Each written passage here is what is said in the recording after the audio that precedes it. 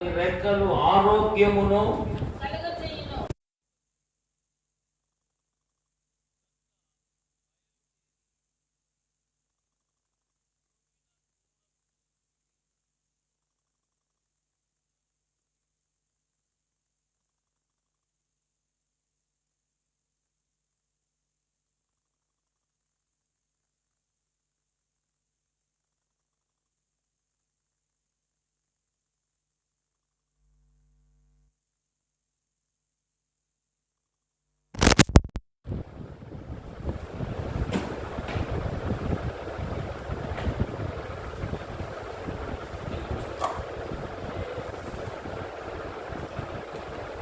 Praise the lord. హల్లెలూయా.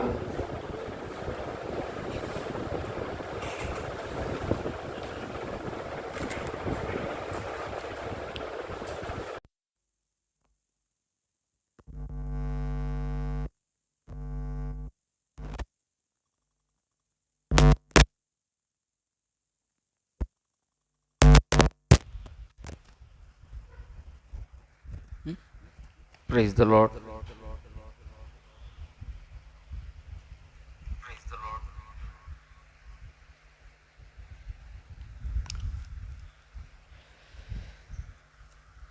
మలాకి గ్రంథం 4వ అధ్యాయం 2వ వచనాన్ని మనం ధ్యానం చేద్దాం. నేను చదువుతున్నాను, గమనించండి. అయితే నా నామమందు భయభక్తులు గలవరగు మీకు నీతి సూర్యుడు ఉదయించును, అతని రెక్కలు ఆరోగ్యము కలుగజేయును. గనుక మీరు బయలుదేరి క్రొవ్విన దూడలు గంతులు వేయునట్లు గంతులు వేయుదురు. ఆమేన్.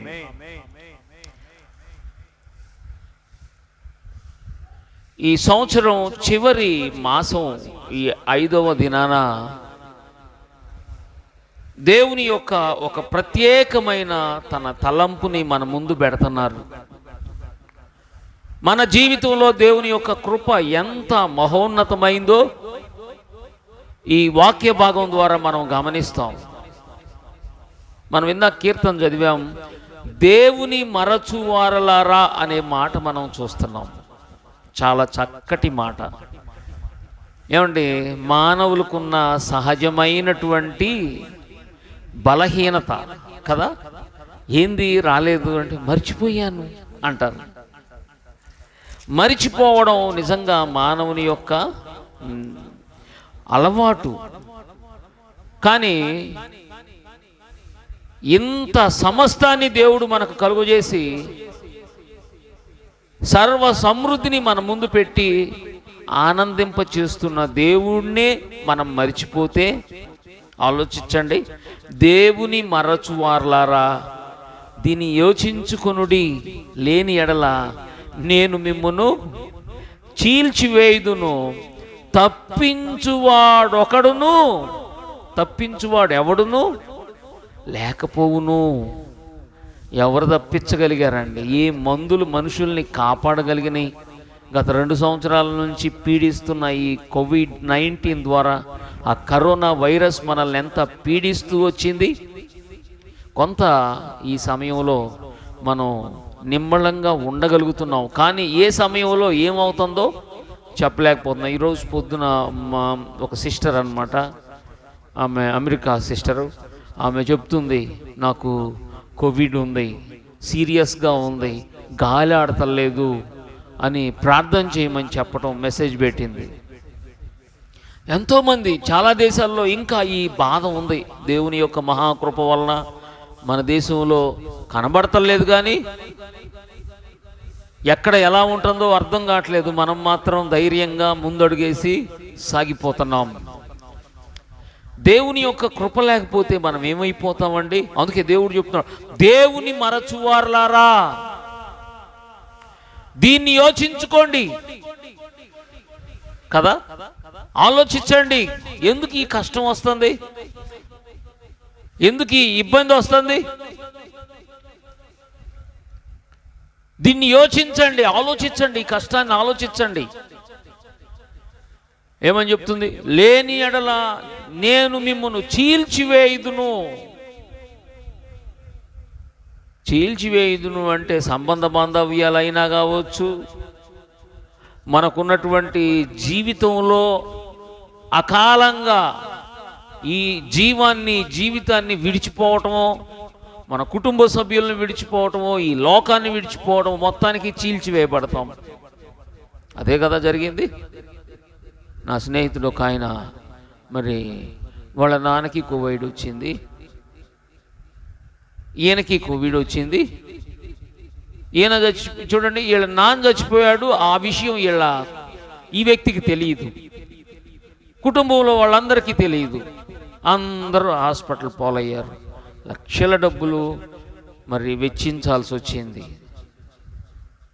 మనిషి మాత్రం పోయాడు.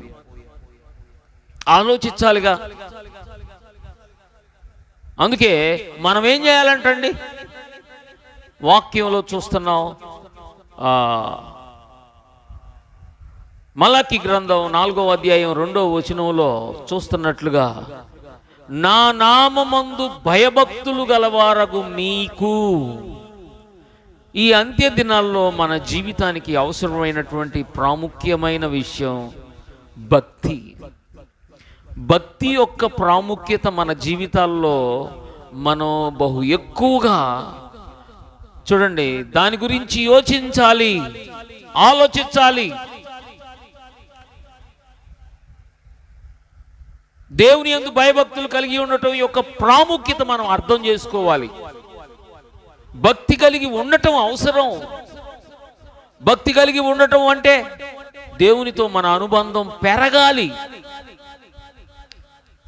మన సంబంధం దేవునితో పెంపొందించుకోవాలి, అభివృద్ధి పరుచుకోవాలి. ఈ అంత్య దినాల్లో ఒక మాట హెబ్రీ పత్రికలో ఉండిద్దండి. ఏమని చెప్పబడుతుందంటే, అనేకులు సమాజముగా కూడుట మానుచున్నారు. అనేకులు ఏమవుతున్నారంట? సమాజముగా కూడుట మానుకున్నా, అంటే భక్తికి దూరం అయిపోతున్నారు. దేవునితో ఉన్న అనుబంధాన్ని దూరం చేసుకుంటున్నారు. దేవునితో ఉండే అనుబంధం యొక్క ప్రాముఖ్యత మనం అర్థం చేసుకోవాలి. భక్తి మన జీవానికి ఎంతో మూలమనే విషయాన్ని గమనించండి. భక్తి మనల్ని జీవింపజేసిద్ది. యేసుప్రభువు ఒక మాట అంటారు, మనుషుడు రొట్టె వల్ల మాత్రము జీవించలేడు, దేవుని మాట మనల్ని జీవింపజేసింది. అంటే నువ్వు భక్తిగా దేవునితో మన అనుబంధాన్ని పెంపొందించుకుంటుంటే మనం ఏమవుతామంటండి? జీవిస్తూ ఉంటాం. మనలో జీవానికి కారణం దేవుని అందలి భక్తి. దేవునితో మన అనుబంధం పెరగాలి. యేసు ప్రభువు ఒక మాట చెప్తారు, నా యందు మీరు నిలిచి ఉండండి, నేనును మీ యందు నిలిచి ఉంటాను. ద్రాక్షావళిని నేను, తీగలు మీరు. ఎంత చక్కటి మాట కదా. ఇప్పుడు ఈ ద్రాక్షావళితో ఉన్నటువంటి తీగలు కలిసి ఉంటేనే ఆ తీగల్లో జీవం ఉండిద్ది. అంతేనా? జీవం ఉండాలి, ఆ తీగల్లో ఆకులు రావాలి, అలాగే ఫలాలు రావాలి, దాని నుంచి వచ్చే మాధుర్యం మనం పొందాలి అంటే ఖచ్చితంగా దానితో అనుబంధం ఉండాలి. ఆ తీగలు ఈ చెట్టు ద్రాక్షావళితో కలిసి ఉండాలి.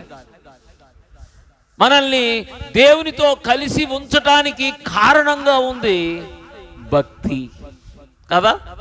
భక్తి యొక్క ప్రాముఖ్యత మనం ఎంత పెంపొందించుకుంటా ఉంటే మన జీవితంలో అంత జీవం మనలోకి వచ్చింది.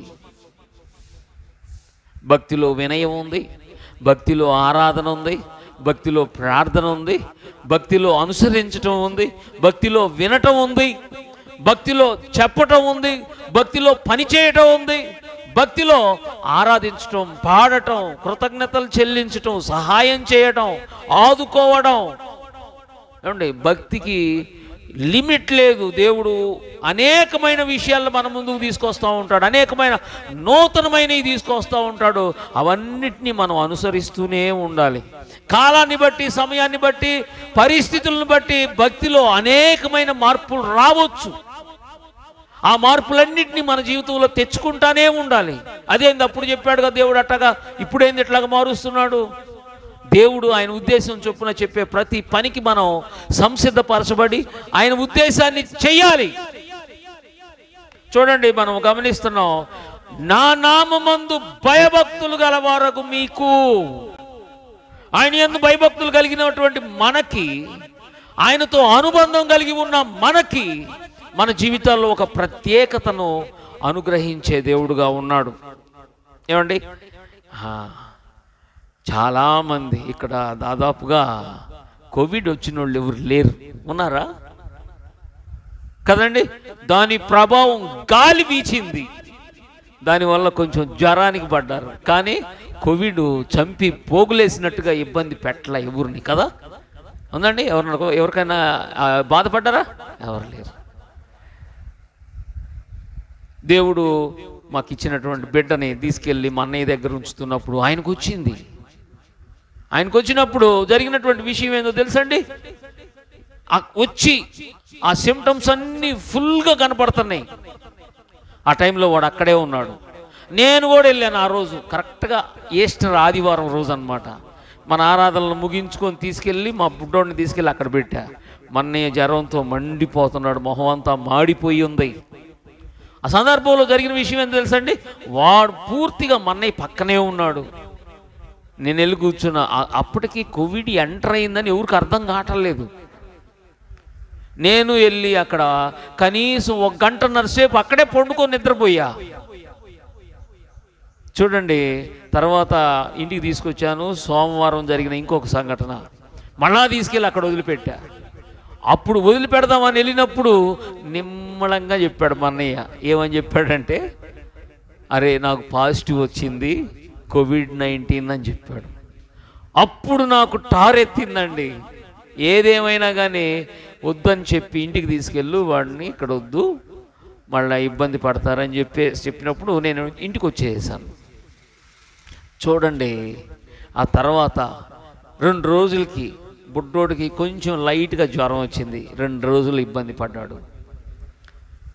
ఆడికి జస్ట్ జ్వరం టాబ్లెట్, జ్వరం మందు ఉంటుంది చూడండి, జ్వరం మందు పెట్టేసాను అంతే. జస్ట్ జ్వరం మందు అంతే, ఏం లేదు, తగ్గిపోయింది. తర్వాత నాకు కరెక్ట్గా 2 రోజులే ఏమండి నేను ట్యాబ్లెట్స్ వేసుకున్నాను. ఏ హాస్పిటల్కి వెళ్ళా, జస్ట్ వెళ్ళి మెడికల్ షాప్లో ఉన్న ట్యాబ్లెట్లు తెచ్చుకొని సాధారణమైనటువంటివి తీసుకొచ్చుకొని వేసుకున్నాను. తర్వాత మళ్ళీ పాస్టర్మ గారికి వచ్చింది. 2 రోజులే, దాని నీరసం మాత్రం వారం రోజులు ఉంది. జ్వరం వచ్చింది 2 రోజులు, నీరసం వారం రోజులు. వాడికి అసలు ఏం లేదు, జ్వరం ఉన్నా కానీ మామూలుగానే ఆడుకున్నాడు, మామూలుగానే తిరిగాడు, మామూలుగా తిన్నాడు. మేమిద్దరం కొంచెం ఇబ్బంది పడ్డాం, కానీ మా ప్రాణాలు తీయటానికి దానికి ధైర్యం చాలా. దేవునికి స్తోత్రం చెల్లించుదాం. హల్లెలూయా. ఇక్కడ కూడా చూడండి, మరి అక్కకి ఈ ఇబ్బంది వచ్చింది, జ్వరం వచ్చింది. అంతేకాక సునీత అక్కకి జ్వరం వచ్చింది. వాస్తవానికైతే చాలా సీవియర్ అయింది. చాలా మంది అయితే మరి 50 లోకి వస్తే ఆక్సిజన్ లెవెల్స్ తేడా వచ్చేస్తుంది. 50 లో అంటే మామూలు విషయం ఏం కాదండి. 85 అంటేనే భయంకరమైన విషయం. 1 పాయింట్ 2 పాయింట్లు తగ్గుతుందంటే గుండెలు పగిలిపోతున్నాయి. అసలు ఏంది దేవుడా, 50 ప్రార్థన చేయటం ప్రారంభించాం అక్క. మొత్తానికి దేవుడు నెమ్మదిగా బాబీ ఎప్పటికప్పుడు చెప్తా వచ్చాడు. అన్న ఇంతున్నా కానీ ఏమీ కాలేదు అక్క, అమ్మ చక్కగా మాట్లాడుతుంది, అన్నీ బాగానే ఉంది. దాన్ని నమ్మకూడదు కదండి. ప్రార్థన చేసాం. మొత్తం మీద దేవుడు ఒక 4-5 రోజుల్లోనే క్యూర్ చేసేసి అంత క్షేమంగా ఉంచాడు. మళ్ళీ తర్వాత వాళ్ళ టైం అయిపోయింది, ఆ టైం దాకా ఉంచి ఇంటికి పంపించేశారు. దేవుడు తన కృప. చూడండి, మనం ఇబ్బంది పడతాం, మనకి ఇబ్బంది వచ్చింది. ఈ శరీరంలో ఉన్నప్పుడు ఇబ్బందులు వస్తాయి. యెహోవా ఆయన నామమందు భయభక్తులు గలవారకు మీకు ఏం చేస్తాడంటండి దేవుడు? భయభక్తులు కలిగి ఉండటం యొక్క ప్రాముఖ్యత గమనించండి. మనం దేవుణ్ణి నమ్ముకున్నాం, నువ్వు దేవుణ్ణి నమ్మావు. ఎవరిని? చూడండి, ఒక చిన్న ట్యాబ్లెట్ని మనం నమ్మలా, డాక్టర్ గారిని నమ్మలా. డాక్టర్ గారిని నమ్మిన వాళ్ళు లేరు. ట్యాబ్లెట్లే మా జీవనాధారం అనుకున్న వాళ్ళు కూడా లేరు. దేవుని దయ, దేవుని కృప సజీవులుగా ఉంచడానికి కారణమైంది. గట్టిగా దేవునికి స్తోత్రం చెల్లించుదాం. దేవుడు మనల్ని సజీవులుగా ఉండటానికి ఆయన కృప కారణమైంది. మనం ఆయన మీద ఆనుకోవాలి. ఆయన మనకేం కనపడ్డు, కానీ ఆయన మీద మనం ఆనుకుంటాం. ఆయన మనల్ని కాపాడతాడు. ఆయన ఎలా ఉన్నాడంట అండి? నీతి సూర్యుడై ఉదయిస్తాడంట. నీతి సూర్యుడై. ఈ కోవిడ్ ఎక్కువ కావటానికి కారణం ఒక ప్రాముఖ్యమైన విషయం ఉందండి. మనలో సరిపోయినంత కాల్షియం లేదంట, రెసిస్టెన్స్ పవర్ లేదంట. బలహీనంగా ఉన్న వాళ్ళ మీద బలంగా పనిచేసి ప్రాణాలు తీసేసిద్దంట ఇది. ఏమండి? అందుకని ఎక్కువ శాతం చాలామంది సూర్యుడి క్రింద నుంచోవటం ప్రారంభించారు. దేనికోసం సూర్యుడి క్రింద చెప్పండి అమ్మా? Natural calcium. మనమేమో ఎప్పుడు నీడలో ఉండటం, కొంతమంది ఎప్పుడు ఏసీలో ఉండటం, ఎండ వచ్చిందంటే బయటికి రాకుండా ఉండటం వల్ల ఎండ ద్వారా వచ్చే ఒక బలమైన విటమిన్ని కోల్పోతున్నాం. ఈ వైరస్ ఏకంగా పట్టి మన ఎముకల్లోకి చుచ్చుకుపోతుంది, బలహీనపరుస్తుంది, మన రక్తం అంతా పాడైపోతుంది, ప్రాణాలు పోయే పరిస్థితికి వస్తున్నాం. అందుకే ఎండలో ఉండటం, కొంచెం ఎక్సర్సైజ్ చేయటం, బలమైనటువంటి సి విటమిన్ తీసుకోవటం కదండి. మేము రోజు తాగేది ఏంటిది? సి విటమిన్ అన్నమాట. నిమ్మకాయ 4 నుంచి 6, ఒక్కొక్కసారి 8 కూడా తాగుతాం. ఇక్కడ మనం గమనిస్తే ఈ సూర్యుడి నుంచి వచ్చే కాల్షియమే ఇంత శక్తినిస్తే ఆలోచించండి. ఈ సూర్యుడు చూడండి, మన దేవుడు అంట కోటి సూర్యుల తేజస్సు కంటే మహోన్నతమైన శక్తి కలిగిన దేవుడు. రవి కోటి తేజుడు. ఆయన ప్రకాశం, ఆయన వెలుగు, ఆయన యొక్క చూడండి కిరణాలు మన మీద పడుతుంటే రోగ సంబంధమైనవన్నీ తుడిచిపెట్టుకుపోతాయి. అందుకే ఈ చివరి మాసం డిసెంబర్లో మనం ఇక్కడ కూర్చున్నాం. గట్టిగా దేవునికి స్తోత్రం చెల్లించుదాం. హల్లెలూయా. ఆయన యొక్క వెలుగు, ఆయన కాంతి, ఆయన చూడండి ప్రకాశం, ఆ శక్తి మన మీద ప్రకాశింపజేస్తున్నారు. సజీవుల లెక్కలో ఉండగలుగుతున్నాం. భక్తిని చులకనగా చేసుకున్న వాళ్ళు చాలామంది ఉన్నారు. వారు ఇక్కడ లేనే లేదు కదండి. దేవుని యొక్క దయ, మళ్ళా వాళ్ళు మారు మనసు పొందుతారని, వాళ్ళు రక్షించబడాలని కొంతమందిని సజీవుల లెక్కలో ఉంచాడు దేవుడు. అవకాశం ఇచ్చాడు. ఇకనైనా మారయ్యా, ఇకనైనా మార్చుకో, ఇకనైనా రక్షణ పొందు, ఇకనైనా బాప్తిస్మం పొంది దేవునితో నీ అనుబంధం పెంపొందించుకో అని ఒక అవకాశాన్ని సజీవులుగా ఉండటానికి దేవుడిచ్చారు. దీన్ని కూడా లెక్క చేసుకోకపోతే ఎంత ఘోరం, ఎంత భయంకరం. కొంతమందిని దేవుడు భక్తితో ఉంటున్నందువల్ల కాపాడుకుంటా వస్తున్నారు. కొంతమంది భక్తి కలిగిన వాళ్ళైనా ఆ సమయాన్ని దేవుడు వాళ్ళకి ఇచ్చారు. ఎందుకండి? ఈ లోకాన్ని నుంచి విడిచిపెట్టబడటానికి, ఇక వారి యొక్క జీవితం ముగించబడటానికి ఆ సమయం కేటాయించారు. కనుక వాళ్ళు సెలవు తీసుకున్నారు. మరి కొంతమందికి చూడండి వారి యొక్క భక్తిహీన ప్రవర్తన చేత వాళ్ళు ప్రాణాలు కోల్పోయారు. ఇక చాలు, మీ మూర్ఖత్వం, మీ క్రూరత్వం, చూడండి మీ మొండితనం, మార్పు నొందని మీ స్వభావాల వల్ల మీకు ఏమీ లాభం లేదు, ఎవరికీ లాభం లేదు. కాబట్టి ఇక ఎల్లు చాలు, పంపించేసాడు దేవుడు. కానీ నిన్నుంచాడు ఇక్కడ. ఎందుకో తెలుసా అండి? దావీదులాగా నా అంతరంగంలో ఉన్న సమస్తమా ఆయన పరిశుద్ధ నామాన్ని సన్నుతించుమో, దేవుణ్ణి ఆరాధించు, స్తుతించు, ఇకనైనా రక్షణ పొందు, నీ రక్షణ ఆనందంలో ఉత్సాహంతో ఉండు. అందుకే దేవుడు మనల్ని పిలిచారు, ఉంచారు, సజీవుల లెక్కలో ఉంచి కాపాడుతున్నారు. ఏమండి, డిసెంబర్ మొదటి వారంలో ఇక్కడ ఉండటం అంటే ఇదేమన్నా మామూలు విషయం అని అనుకోకండి. నాకున్న బలం వల్ల, నాకున్న శక్తి వల్ల నేను బ్రతికున్నానని అనుకోవద్దు. దేవుని దయ, నీ భక్తి అంతకంటే దేవుని దయ. అందుకే మనం భక్తిగా ఉండటానికి ఎంత సాధ్యమైందో అంతకంటే ఎక్కువైనటువంటి ప్రయాసం నువ్వు దేవుని కోసం భక్తి కలిగి ఉండటానికి మనల్ని మనం సంసిద్ధపరచుకోవాలి. ఆలోచించండి, దేవునితో నీ అనుబంధం ఈ సంవత్సరంలో ఎంతవరకు పెరిగిందో. దేవుడు నీకు ఎన్నో అవకాశాలు ఇచ్చారు కదండి. లాక్డౌన్ ప్రారంభం అవుతుంది అనగానే దేవుడు మనకు ఒక అవకాశం ఇచ్చాడు. చూడండి, ఫోన్లు పట్టుకొని సాయంత్రానికి సుధీరు తర్వాత రాజా వీళ్ళంతా ప్రయాసపడ్డారు, గొప్ప పరిచర్య చేశారు. వీళ్ళు చేశారా లేదా? అందరికీ పని కట్టుకొని మరి ఫోన్ల మీద ఫోన్లు కొట్టడం కదా. అందరికి కొట్టి ఫోన్లు చేసి ప్రార్థనల్లో ఉండండి.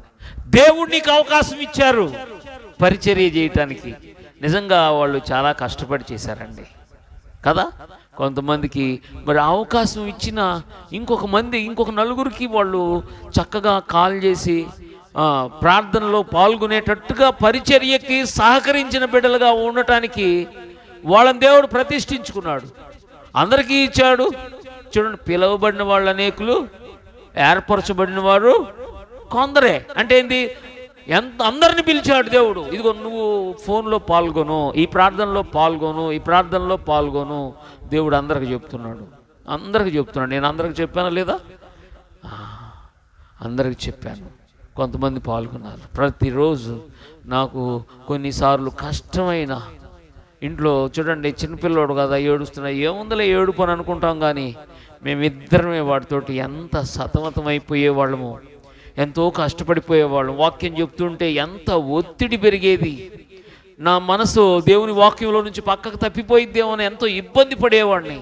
అయినా కానీ ఆ సమయాలని ఏ రోజు వదులుకోకుండా, ఎంత పని ఉన్నా కానీ ఆ పని అంతటిని పక్కన పెట్టుకోవటానికి ఇదే ప్రాముఖ్యమైన జీవితాశయంతో కూడిన ప్రత్యేకమైన పని కనుక నేను ప్రార్థన చేయటానికైనా వాక్యం చెప్పటానికైనా వెనకాడలేదు. ఎందుకు? దేవుడు మనల్ని సజీవుల లెక్కలో ఉంచాలి. నీతి సూర్యుడైనటువంటి ఆయన వెలుగు మన మీద రావాలి. బలహీనులమై కృషించిపోకూడదు, రోగిష్ఠులమై కృషించిపోకూడదు, మధ్యలోనే చావకూడదు.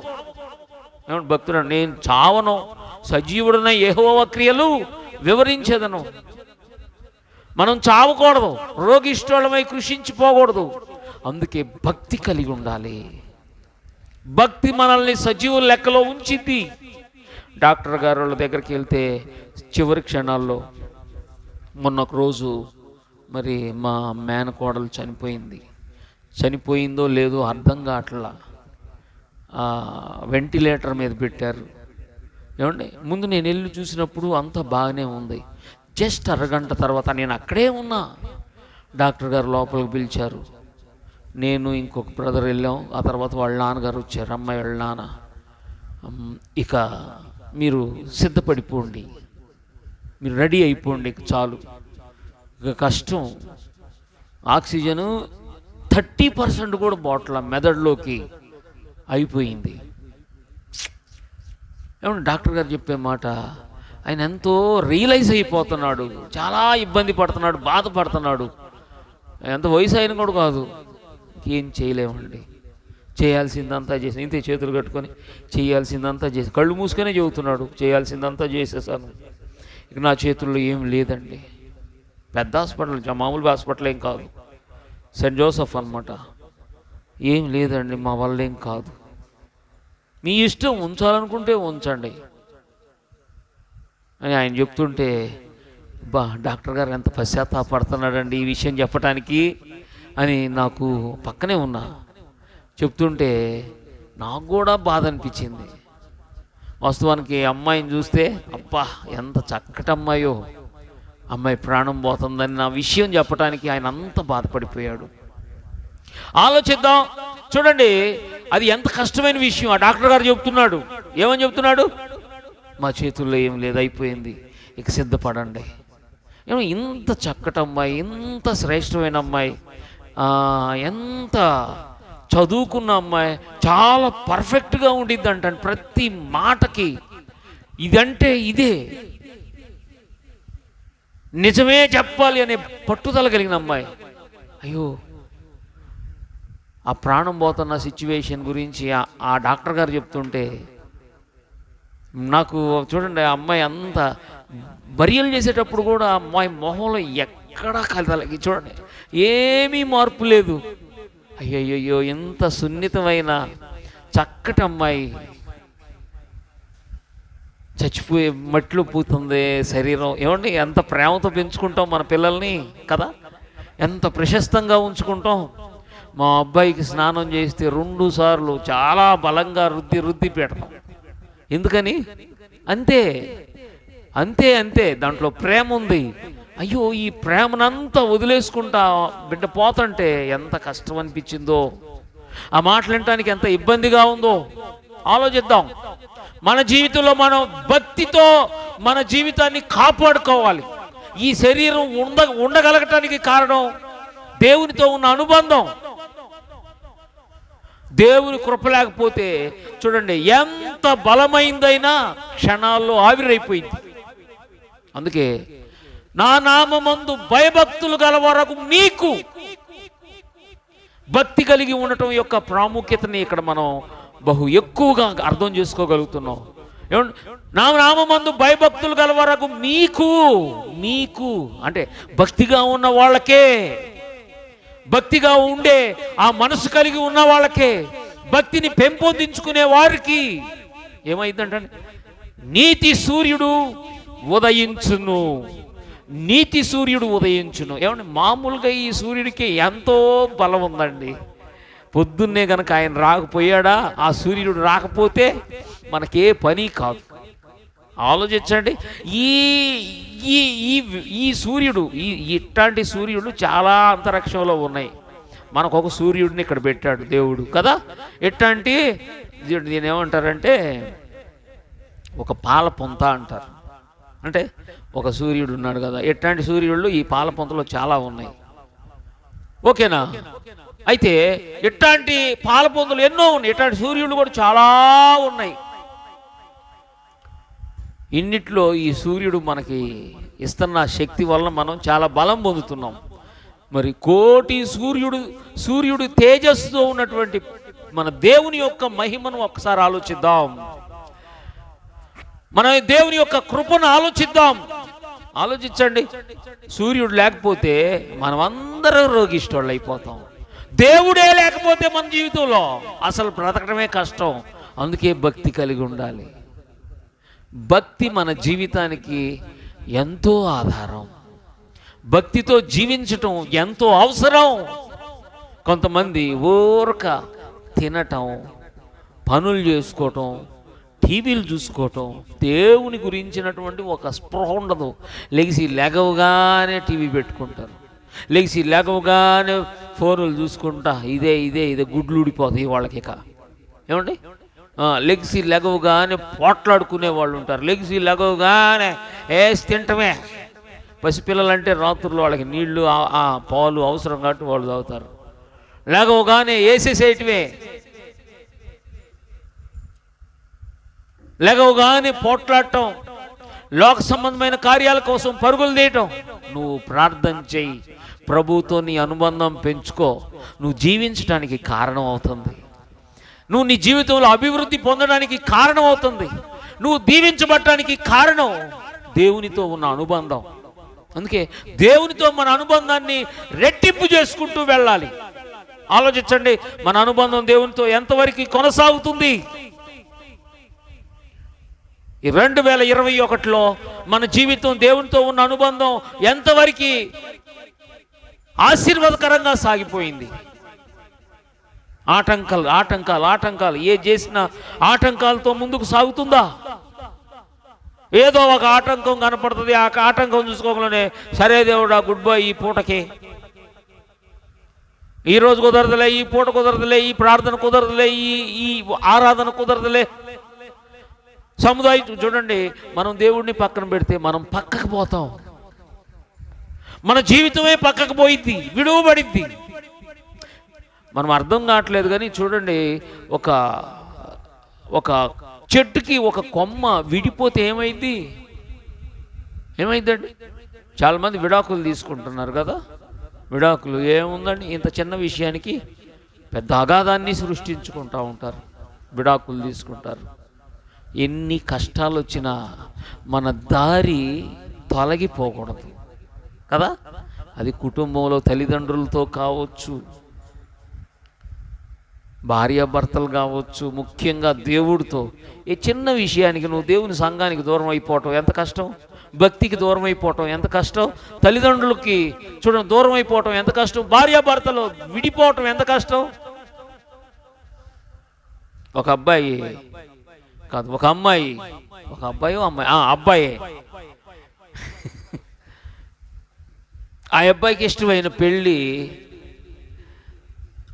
చేసుకోవడానికి ఒప్పుకోలేదని నేను మీతో విడాకులు తీసుకుంటాను అని చెప్తున్నాడు. ఎవరితోటి? భార్యతో కాదు, ఎవరితోటి? తల్లిదండ్రులతోటి. పిచ్చిపోకూడా భార్యతో విడాకులు తీసుకుంటే ఓకే అయిద్దేమో, కానీ తెంచుకోగలిగిన బంధం ఆ తల్లిదండ్రుల బంధం ఎక్కడ పోయి చచ్చినా కానీ నీకు ఒక అమ్మ, నీకు ఒక నాన్న ఉంటారు. వాళ్ళ పేర్లు నువ్వు చెప్పుకోక తప్పదు. నువ్వు చచ్చినా బ్రతికినా నీకు అదే అడ్రస్. ఇక జ్ఞానం లేనోడు కదండి, మూర్ఖుడు. వాడి వాడి వాడి వాడి మెదలు కనీసం అరికాల్లో కూడా లేదు, ఎక్కడో పోయింది, ఎక్కడో చెత్త కుప్పలో పడేసుకున్నాడు వాడు మెదడు. అరే తల్లిదండ్రులతో విడాకులేంది అంటే నీకు ఇష్టమైనటువంటి పెళ్ళి చేయలేదనే నీకు తల్లిదండ్రులకు విడాకులు తీసుకుంటాడు అంటాడు. ఇంత బుద్ధిమాలినోడు అని చెప్పాలి కదా. అదెంతో భార్యతో ఉన్న అనుబంధం కూడా అంతేనండి, తెంచుకోలేంది, తీసివేయలేంది. ఎవరిని మనం వేరు చేసుకోకూడదు. మనం చిన్న చిన్న విషయాలను వేరు చేసుకుంటూ పోతుంటే చివరికి దేవుణ్ణి కూడా మనం వేరు చేసుకుంటాం. మన కళ్ళ ముందు ఉన్న వాళ్ళందరూ మనకు అవసరం. ఏదో వాళ్ళు మనకేదో సహాయం చేస్తారని కాదండి, అంతే. ఈ శరీరంలో ఈ ఏలు అవసరమా? కట్ చేస్తే ఏమైంది? ఏం పని చేయదు, అంతే. కాకపోతే అంగవైకల్యం మన జీవితంలో ఉంటుంది, అవిటితనం ఉండిద్ది. అది ఎంత కరెక్టో నీతో ఉండే సహోదరులతో, ముఖ్యంగా దేవుడితో మన అనుబంధం లేకపోతే అవిటితనమే. అది ఒక కుంటితనం, ఒక గుడ్డితనం, లోటు మన జీవితాన్ని ఆవరించింది. అందుకే దేవుని యందు ఆయన నామమందు భయభక్తులు కలిగి ఉండాలి. భయభక్తులు కలిగి ఉంటే ఆయన నీతి సూర్యుడై నీ మీదకి వస్తాడు. దేవునికి స్తోత్రాలు గట్టిగా చెల్లించుదాం. చూడండి, ఆయనతో మన అనుబంధం పెంపొందించుకోవాలి. నువ్వు సూర్యుడి దగ్గర నుంచుంటే నీకు నీ ముఖం ప్రకాశించింది, నీ ముఖం వెలిగిపోతూ ఉంటుంది, నీ ముఖంలో నుంచి నూనె వచ్చిద్ది. అవునా కదండి? నువ్వు చీకటిలో కూర్చో, నీ ముఖం కూడా చీకటిగా మారిపోయింది. అవుతూ దేవునితో మన అనుబంధించు. అందుకే మనం ఆయన ముఖ ప్రకాశంలో నుంచి మనం నిరంతరం సాగుతూ ఉండాలి. ఆయన సన్నిధిలో సంపూర్ణ సంతోషం ఉంది. నువ్వు ఆయన సన్నిధిలో ఉండాలి, ఆయన వెలుగు నువ్వు పొందాలి. మనం గమనిస్తే ప్రాముఖ్యంగా వాక్యంలో చూస్తున్నాం, నీతి సూర్యుడు నీ మీద ఉదయించును, నీతి సూర్యుడు నీ మీద ఉదయించును. చూడండి, మనం ఒక వాక్యాన్ని మనం చదువుదాం. 3వ అధ్యాయం 16వ వచనాన్ని చూడండి. 3వ అధ్యాయం 16వ వచనం పైన, అప్పుడు యెహోవా యందు భయభక్తులు గలవారు ఒకరితో ఒకరు మాట్లాడుకొనుచుండగా యెహోవా చెవియొగ్గి ఆలకించును, మరియు యెహోవా యందు భయభక్తులు కలిగి ఆయన నామమును స్మరించుచూ ఉండు వారికి జ్ఞాపకార్థముగా ఒక గ్రంథము ఆయన సముఖమునందు వ్రాయబడును. అబ్బా, భలే చక్కటి మాట అండి. చాలా మంది ఏం చేస్తున్నారు, ఒకళ్ళతో ఒకళ్ళు మాట్లాడుకోవట్లా. ఒకళ్ళతో ఒకళ్ళు మాట్లాడుకోవటం అంటే ముసుగులు వేసుకుంటున్నారు. అవునా? ఇప్పుడు చూడండి, పక్కన వాళ్ళని చూడకూడదని తను ముసుకేసుకుంది, తన పక్కన కూడా ముసుకేసుకుంది, ఏమి కూడా ముసుకేసుకుంది. ఎవరికి పడతల్లా. ముసుగులు వేసుకోగానే ఏమైందండి, పైనుంచి వచ్చే వెలుగు మనకు దూరం అయిద్దా కాదా? అవునా? చెప్పండి అమ్మా. నువ్వు ఒక ముసుకేసుకున్నావు, నీ పక్కన ఇంకొక ముసుకేసుకుంది, వాళ్ళు ఒక ముసుకేసుకున్నారు, మొత్తానికి అందరు ముసుగులు వేసుకుంటున్నారు. ఈ ముసుగు ఓకే, ఈ ముసుగు గురించి చెప్పట్లా, సంబంధాన్ని తెంచుకునే ముసుగు. సంబంధాన్ని తెంచుకోగానే నీకు ఒక ముసుగు అయిపోయింది.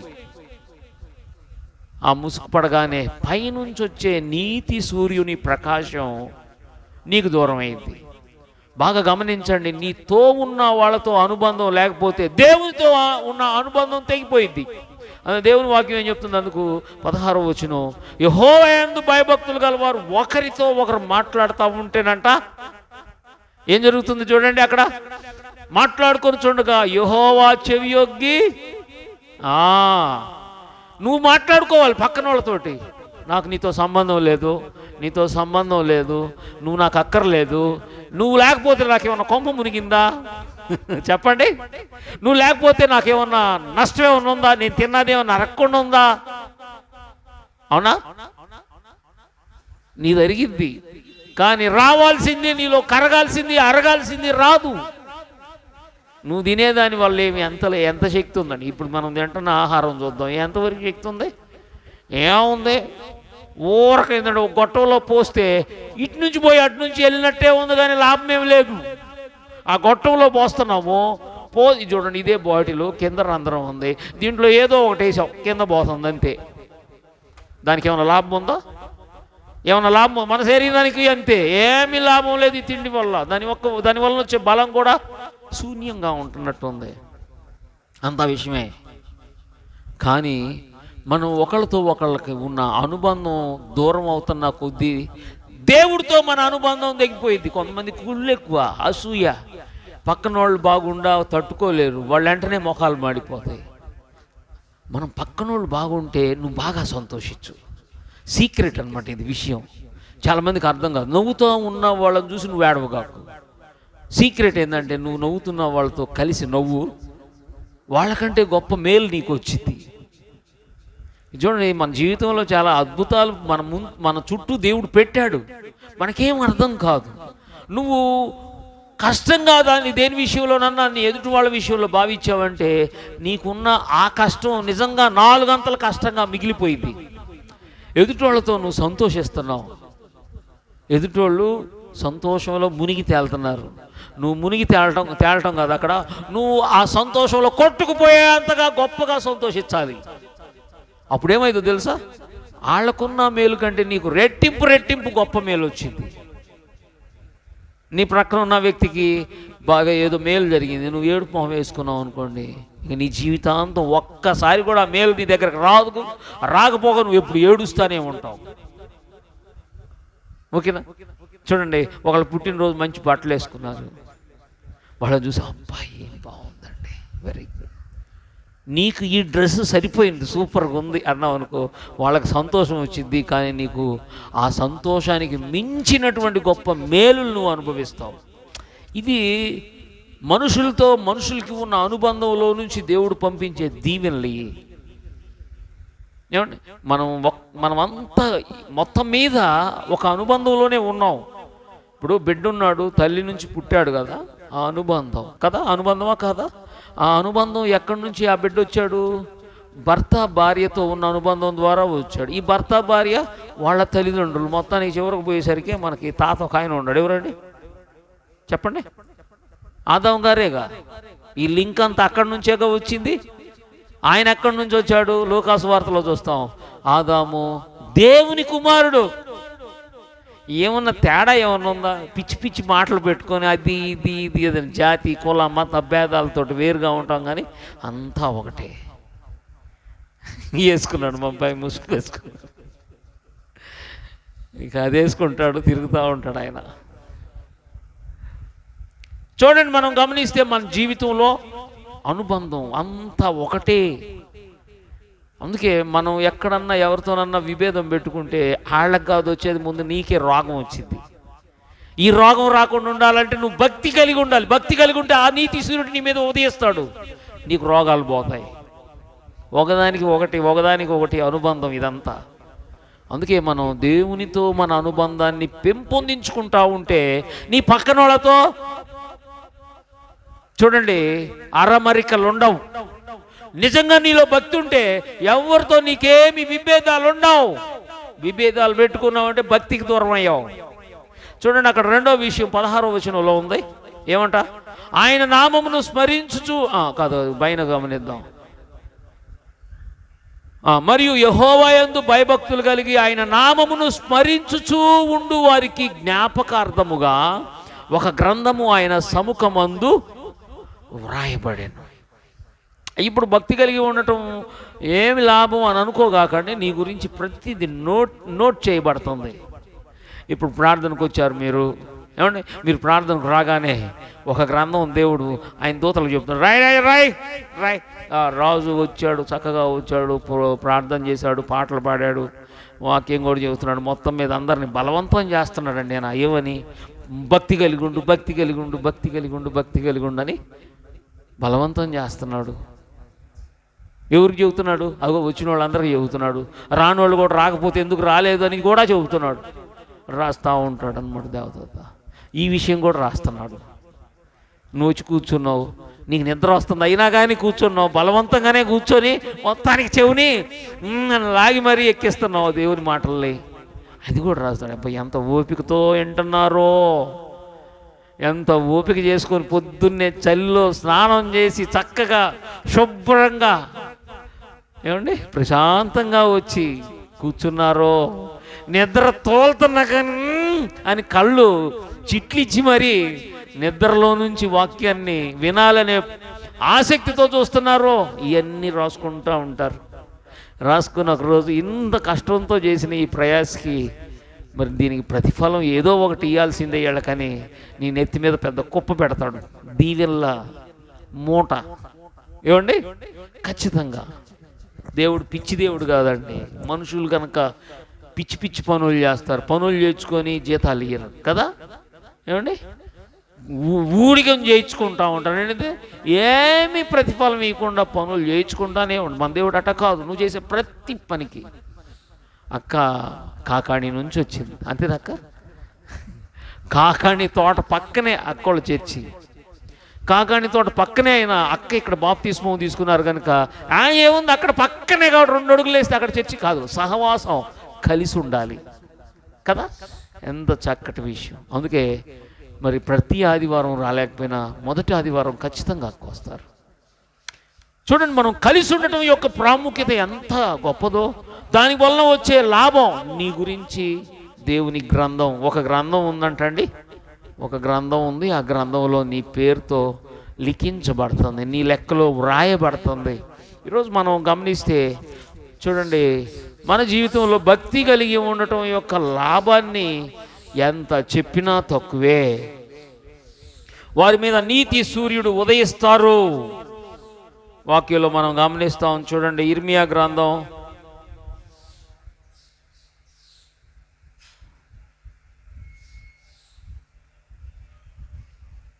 23:6 చదువుదాం.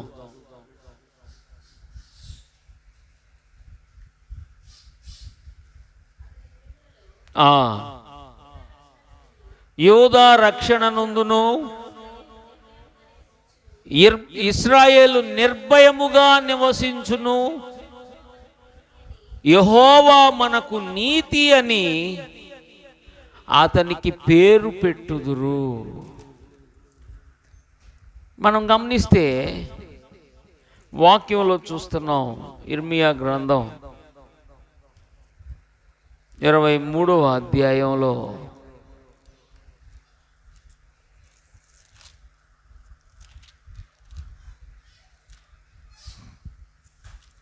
మనం చదువుతున్నట్లుగా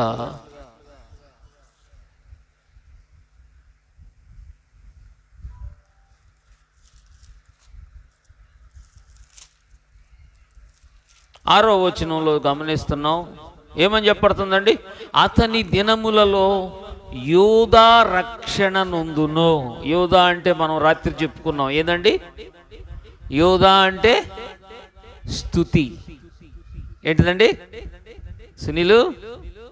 యోధా అంటే స్తుతి. స్తుతించేవారు రక్షించబడతారు. స్తుతించేవాళ్ళు, భక్తి అంటే అదే దేవుణ్ణి స్తుతించడం. స్తోత్రం చెల్లించడం అనగానే ఏం పని చెయ్యెత్తాలి, నోరు తెరవాలి, ఏంది బాధ అని నువ్వు అనుకుంటే రక్షణ మనకు దూరం అయింది. రక్షించబడటం దూరం చేసుకుంటాం. అందుకే గట్టిగా స్తోత్రం చెల్లించండి. మీరు మాత్రం వెంటనే మౌనంగా కూర్చోండి. ఏమండి నేనేదో ఊరక చెప్పమనలా, నేను మీకోసం ఏదో ఊరక మాట్లాడతలేదు, నిజంగానే చెప్పండి గట్టిగా దేవునికి స్తోత్రం చెల్లించుదాం. మీకు అర్థం కావట్లేదు ఏందండి? స్తోత్రం చెల్లించుదాం అంటే చెప్పరు. ఊరకు నేను చెప్పుకోవటం కోసం కాదు, స్తోత్రం చెల్లించండి. మళ్ళీ వాక్యంలో ఇది మనల్ని రక్షించిద్దంట. భక్తి అంటే ఇదే. ఆయన ఎన్నిసార్లు స్తోత్రం చెల్లిస్తుంటే అన్నిసార్లు దేవుని యొక్క రక్షణ మనకి ఇంకా దగ్గర అవుతా ఉండింది. స్తుతించడం మానేస్తే మనకి దేవుడిచ్చే రక్షణ దూరం అయింది. చూడండి, అక్కడ వాక్యంలో మనం చూస్తున్నాము, ఇర్మియా గ్రంథం 23:6లో, అతని దినములలో యోధా రక్షణ నొందును, ఇశ్రాయేలు నిర్భయముగా నివసిస్తాడంట. భయం ఏమీ అక్కర్లా. ఇశ్రాయేలు అంటే ఎవరో తెలుసా అండి? ఈ స్తుతించే వాళ్ళందరూ ఆశీర్వదించబడతారు. ఇశ్రాయేలు అంటే ఆశీర్వదించబడిన వ్యక్తి, దీవించబడిన వ్యక్తి. నువ్వు దీవించబడ్డావు, స్తుతిస్తా ఉండే కొలది నువ్వు దీవించబడతావు. దీవించబడే వాళ్ళు ఎట్లా ఉంటారు ఏమండి? స్తుతించే వాళ్ళు ఎట్లా ఉంటారు? నిర్భయంగా ఉంటారు. భయమేమీ అక్కర్లా. నీ కుడి ప్రక్కన 1000 మంది కూలినను, ఏమండి, నీ ఎడమ ప్రక్కన 10,000 మంది కూలినను అపాయము నీ వద్దకు రాదు. పోవాల్సి వచ్చే ఒక రోజు వస్తే మాత్రం ఖచ్చితంగా పోతాం, ఏదో ఒకటి వచ్చి. ఈ లోపు దేవుడు నిన్ను వదలడం. దేవుడు టైం వచ్చినాక ఇంకా నేను కూడదు, నేను ఇక్కడే సెలేసుకుంటాను అంటే కుదరదు. ఇసిరి అవతల పడేస్తాడు ఆ సెల్ని కూడా. ఓకే, ఆయన టైంలో మనం వెళ్ళిపోవటమే. కానీ వెళ్ళిపోయే ఆ సమయం వరకు నువ్వు నీ చెక్కు చెదరదు, నిర్భయంగా నువ్వు నివాసం చేస్తావు.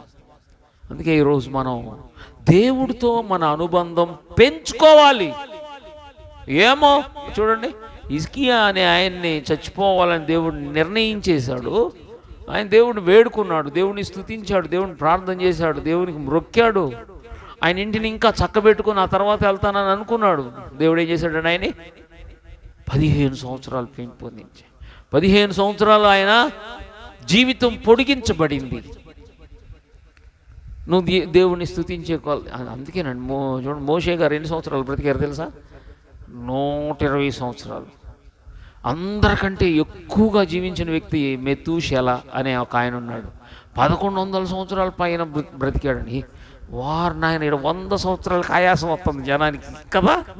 100 సంవత్సరాలు ఏంది ప్రభు, స్కూల్కి వెళ్ళి ఎంతసేపు కూర్చోవాలి? ఇది ఈ చూడండి, ఆడవాళ్ళందరికీ సహోదరులకి మహా కష్టం అండి. అందరికంటే ఎంతకాలం వీటిని తోముతా కూర్చోవాలి? నువ్వు తిన్నంతకాలం తోమాల్సిందే, మీ ఆయన తిన్నంతకాలం తోమాల్సిందే, మీ బిడ్డలు తిన్నంతకాలం. సరే, తినకుండా చేయాలంటే ఏం చేయాలి? వాడి నోట్లో రాయి కొడితే పోద్ది.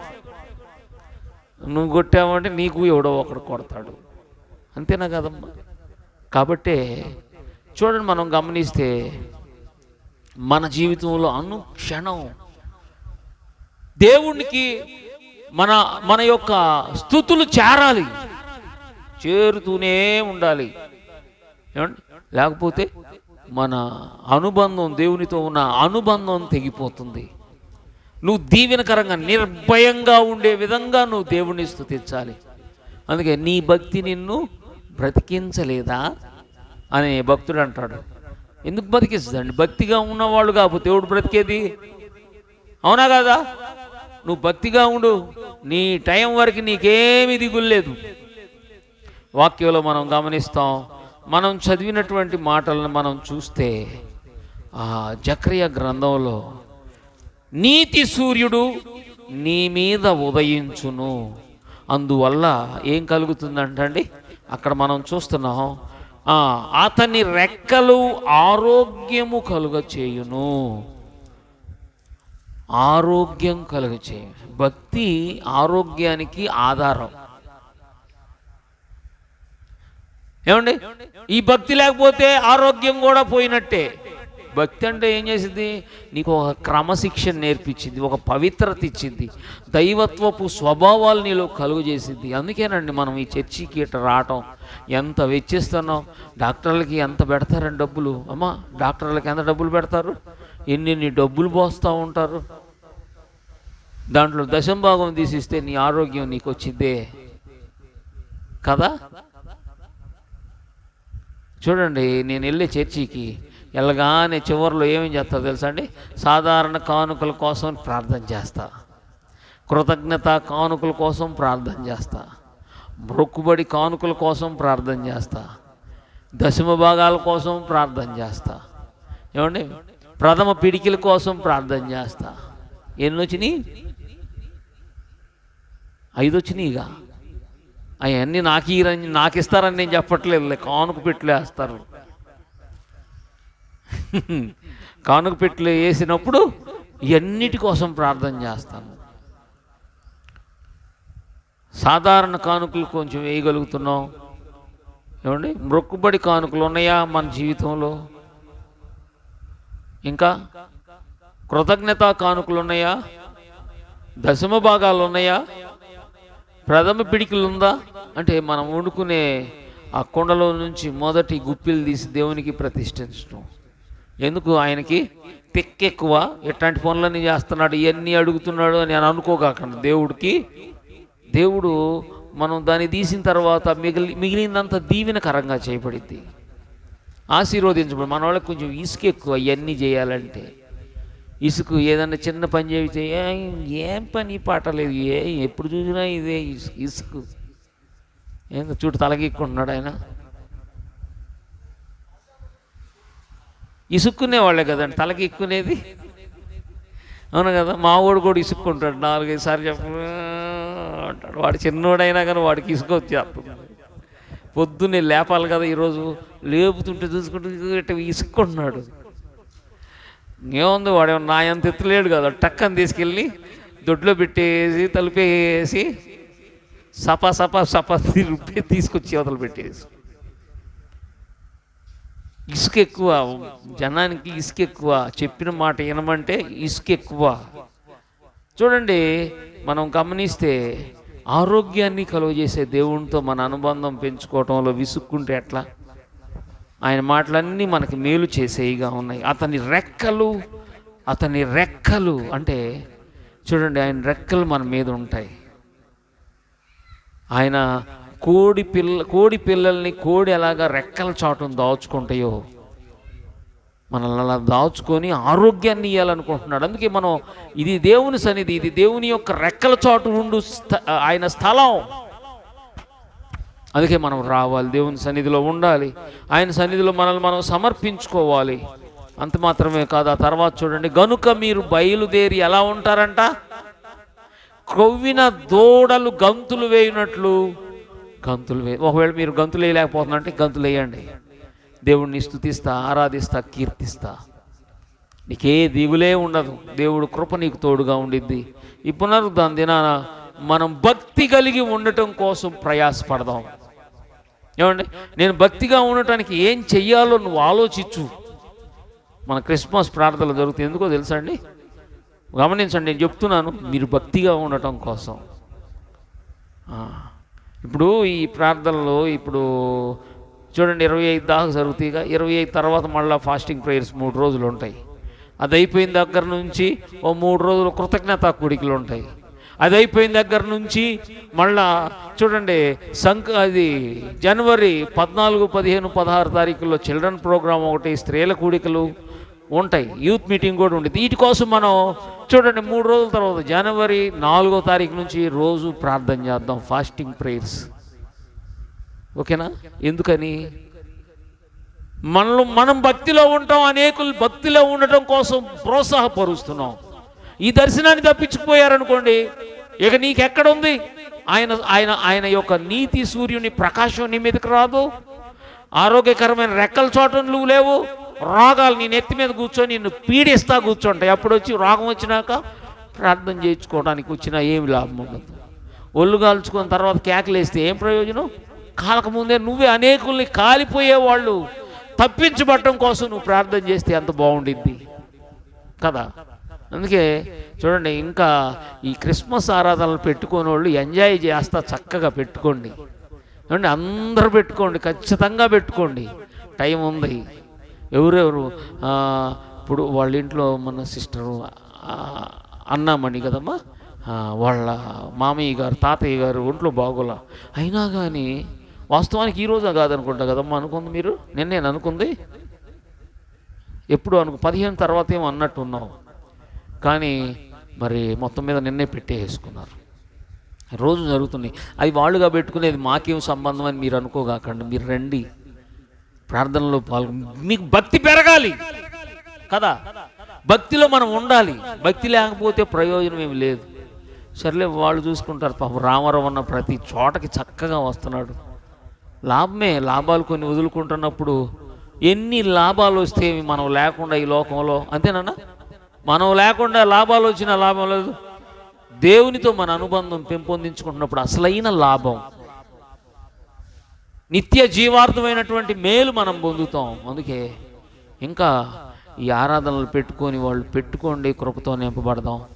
అటువంటి కృప నిరంతరం మనం భక్తిలోనే ఉండే విధంగా ప్రభు సహాయం చేయాలని మనం అందరం ప్రార్థన చేద్దాం. అందరం లేచి నిలబడి ప్రార్థన చేద్దాం. ప్రైజ్ ద లార్డ్, హల్లెలూయా. ఆయన నామంలో మనం భక్తి కలిగి ఉండినట్లు ఆయనకు సమర్పించుకుందాం. నీవు నాకుండగా నీవే నాండగా, నీవు నాకుండగా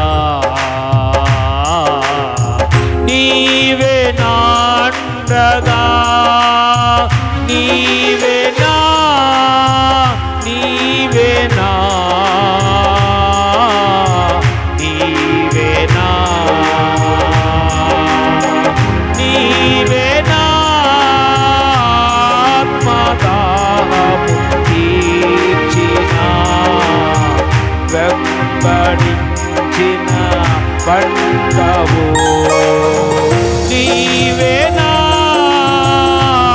ఆత్మదాహము తీర్చిన వెంబడించిన పండవు. కలవరపడినే కొండల వైపు నా కన్నులెత్తుదునా, కొండల వైపు నా కన్నులెత్తి కొదువతో నేను కుమిలెదనా, కొదువతో నేను కుమిలెదనా. సర్వకృపానిధివి సంపదలగనివి, సర్వకృపానిధివి సంపదలగనివి, సకలము సకలము సకలము సకలము చేయగలని వైపేనా కన్నులెత్తి, సకలము చేయగలని వైపేనా కన్నులెత్తి చూచెదా, కొండల వైపు నా కన్నులెత్తి కొదువతో నేను కుమిలెదనా, కొదువతో నేను కుమిలెదనా. నిత్యము కదలని సీయోను కొండపై, నిత్యము కదలని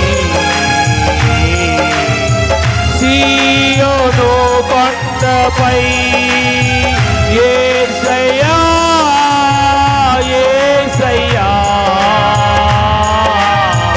యేసయ్యా, అందరూ పాడదాం. యేసయ్యా యేసయ్యా యేసయ్యా యేసయ్యా, నీదు ముఖము చూచుచు పాడేదా యేసయ్యా యేసయ్యా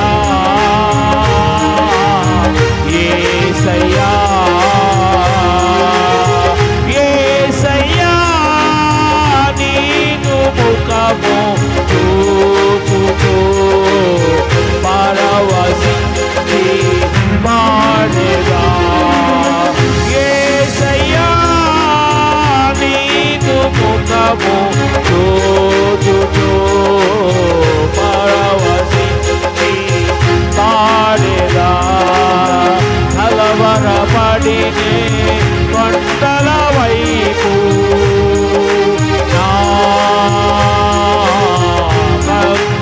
కన్నులెత్తుతున్నా కొండల వైపు నా కన్నులెత్తి కొదువతో నేను కుమిలెదనా కొదువతో నేను కుమిలెదనా నీవు నాకుండగా నీవే నాంతగా నీవు నాకుండగా నీవే నాంతగా నీవే నా నీవే నా నీవే నా నీవే నా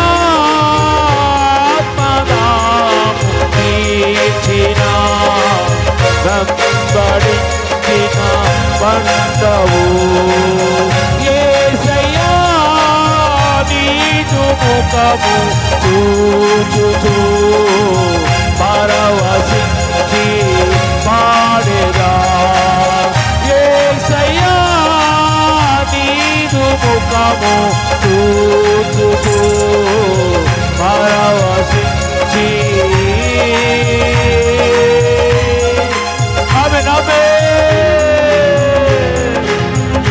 పరవశించి పాడేదా యేసయ్యా నీదు ముఖము చూచుచూ పరవశించి పాడేదా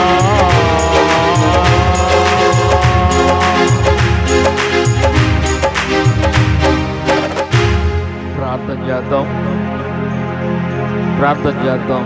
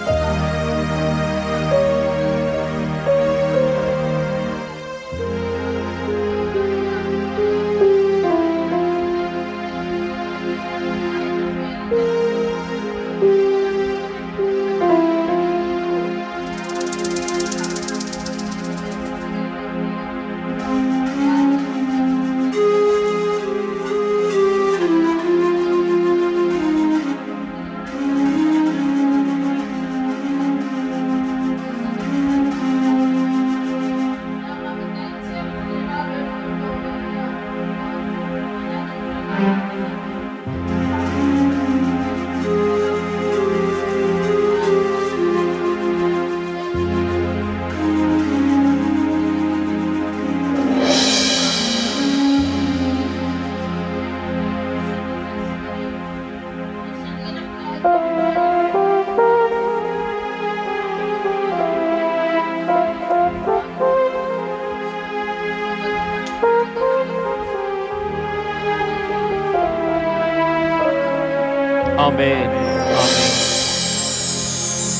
ఆయన బలలో పాల్పంపులు పొందినట్లు అందరం ప్రార్థనాపూర్వకంగా ప్రభు సన్నిధిలో ఉందాం.